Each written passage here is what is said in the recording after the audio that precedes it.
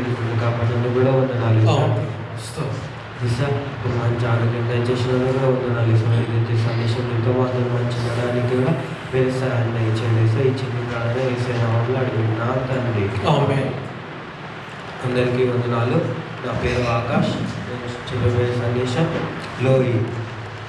ఈ లోయి అనే పేరుకి అర్థం కోరదగినదని ఈమె పేరుకి అర్థం. ఈమె పేరుకి తగ్గట్లు దేవుల్లో జీవిస్తూ ఉంటుంది. ఈమె ఒక యూదురాలు. ఈమెకి ఒక కూతురు ఉంటుంది. తన భర్త గురించి బైబిల్లో రాయబడలేదు. ఈమె కుమారుడి పేరు యూనికే. అయితే ఈ యూనికేకి గ్రీసు దేశస్థులతో వివాహం అవుతుంది. అప్పుడు ఈ తిమోతి పుడతాడు. ఈ లోయి తన బిడ్డకి దేవుని ఎడల ఎలా విశ్వాసం కలిగి ఉండాలి, దేవునితో ఎట్లా ప్రార్థన చేయాలని ఈ లోయి యూనికేకి నేర్పిస్తూ ఉంటుంది చిన్నప్పటి నుంచి. ఈ లోయి తన కూతురికి దేవునిలో చక్కగా ఎదిగిస్తూ ఉంటుంది. ఈమె ఎలా అయితే తన కూతుర్ని చేసిందో అట్లనే యూనికి కూడా తన కుమారుడైన తిమోతిని కూడా దేవునిలో నడిపిస్తూ ఉంటుంది.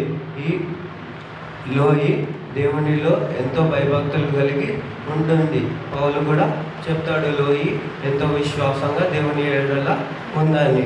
ఈ లోయి దేవునిలో విశ్వాసంగా ఉన్నందుకు ఈమె ముంగట్లు వచ్చిన తరాలందరూ కూడా దేవునిలో ఉంటారు.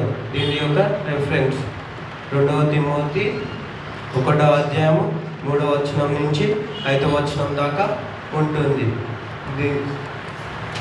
దీని యొక్క నీతి ఏంటంటే లోయి ఎలా అయితే తన కూతుర్ని దేవునిలో నడిపించిందో అలా కూడా మీ పిల్లలని దేవునిలో నడిపించాలి. Thank you.